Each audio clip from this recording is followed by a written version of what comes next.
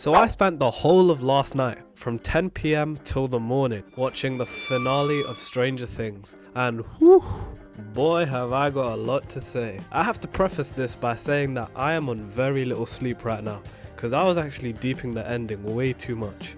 If you haven't watched it yet, then there are going to be a lot of spoilers up ahead. Just a warning. How does it feel? Feels like I need a nap and a smoke. Now in this video I'm just going to be talking about the finale, not my thoughts on the entire season. Actually wait, before I commit to that sentence, can I just say how shit episode 7 was? I mean, I almost lost the will to watch the rest of the show, and there was only one episode left. But this show has been going on for 9 years. They had 9 years to come up with a way to tee up the ending, and this was the best you could come up with. Oh my days. Anyways, with that out of the way, let's actually start talking about the ending, because we gotta answer the question of this video. Was it perfect? As someone who has never been too into Stranger Things, I didn't find it too hard to follow along, and from what I gathered, this is what was happening.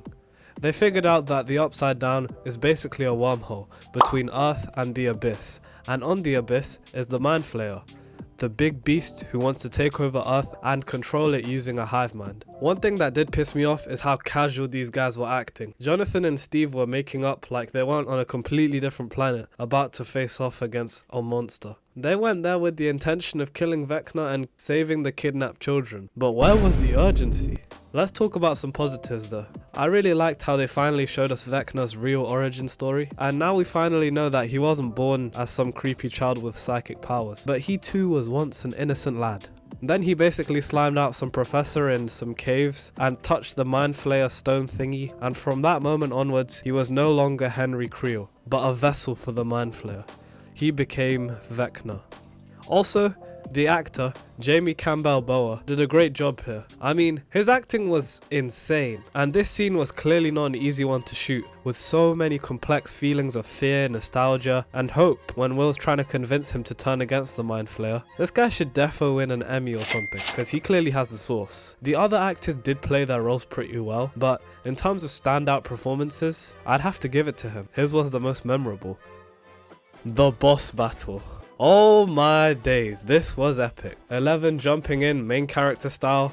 This also played out exactly like the D&D campaign they came up with in an earlier season. Everyone was doing something, whether that was poking the Mind Flayer sacks, throwing gasoline, shooting him down, or literally using a flamethrower on him. It was everything I could have hoped for, until Vecna died. You might be thinking to yourself, that's a bit strange. Them killing the main villain should probably be the moment you feel release, catharsis. But nah, I feel like they didn't really deserve to kill him, because in all seriousness, what had they actually done? They set the Mind Flayer on fire, and then all of a sudden 11 starts using her powers and somehow it overpowers Vecna.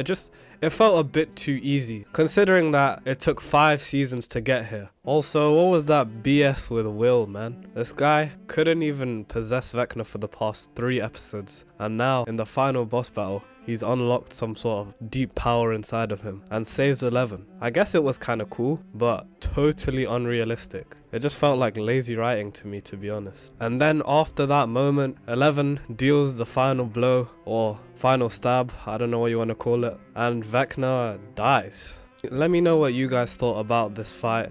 In my opinion, it should have been executed better and actually make the audience feel like Vecna had a chance of defeating 11 and everyone else. Not to mention that even after getting impaled, Vecna was still alive, and it was Joyce Byers that had to deal the 18 finishing blows, finally decapitating Vecna and destroying him once and for all. Loads of people were kind of conflicted on the way Vecna went out, but I feel like they did the right thing. It was pretty symbolic, you know? The woman that had pretty much everything taken away from her because of this one being or entity finally took it all back. And even though she pretty much served zero purpose in this entire ending, apart from that scene, it's fine, cause symbolism. Now let's get on to the actual ending. I was really confused here, cause I didn't know whether or not 11 actually survived or if she died. Now the main theory is that she's still alive, but she decided to separate herself from Mike and everyone else because the military are still looking for her. So she essentially faked her own death and went ghost.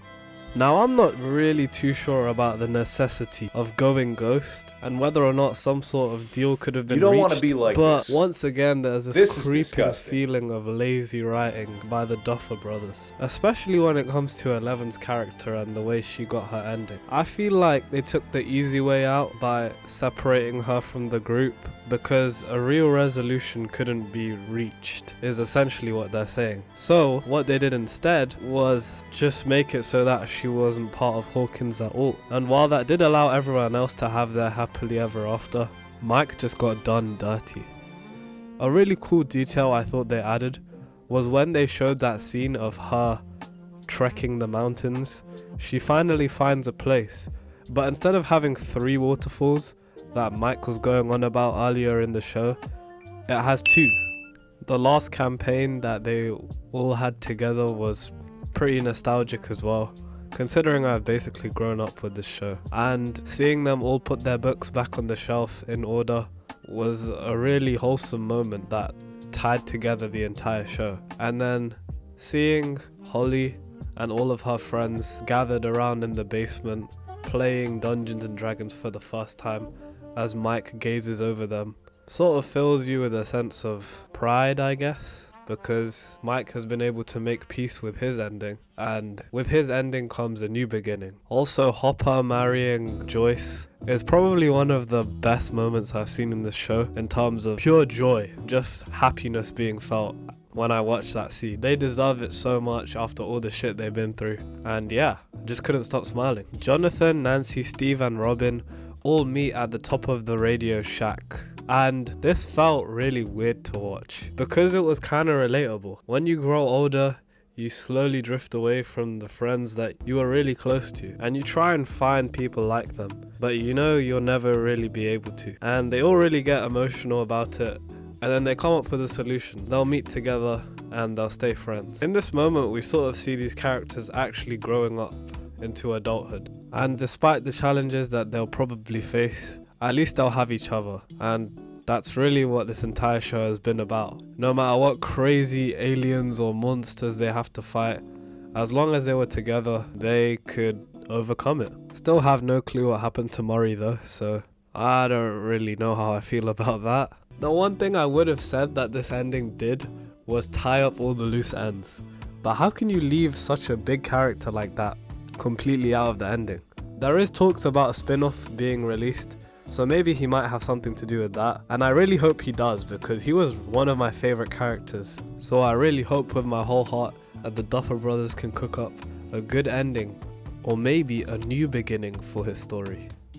So to sum up, this ending was far from perfect, but it gave the fans what they wanted, and 9 times out of 10, that's what every show should do. It was nowhere near Breaking Bad level, and the only other show I've analysed on this channel is Cobra Kai, and this show has a very different feeling, so trying to make a comparison there wouldn't be any point. So I'll give the ending a solid 7.6 out of 10.